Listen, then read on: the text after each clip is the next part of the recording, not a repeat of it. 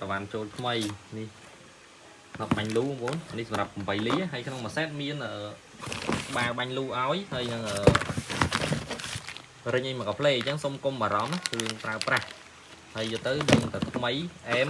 អានេះប្រើ8លីបងប្អូនបាទប្រើ8លីអញ្ចឹងបងប្អូនយកទៅប្រើគឺធានាជូនសម្រាប់របស់ខ្ញុំគឺ8លីគឺ8លី7លីគឺ7លីខ្ញុំប្រាប់ច្បាស់មុនផ្ញើទៅអត់ប៉ះហ៊ីទេអញ្ចឹង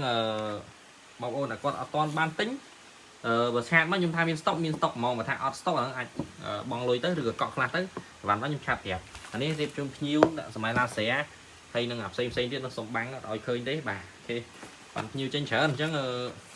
បាច់បារម្ភទេណាកុំបារម្ភពីពុកគ្រប់យ៉ាងបោកអីហត់ហ្មងមែនទេហត់ចិត្តណាគេថាខ្ញុំបោកហ្មងមើលអីទៀតមើលទៀតអូនេះចពីមបាញ់លូអូចពីមបាញ់ថៃ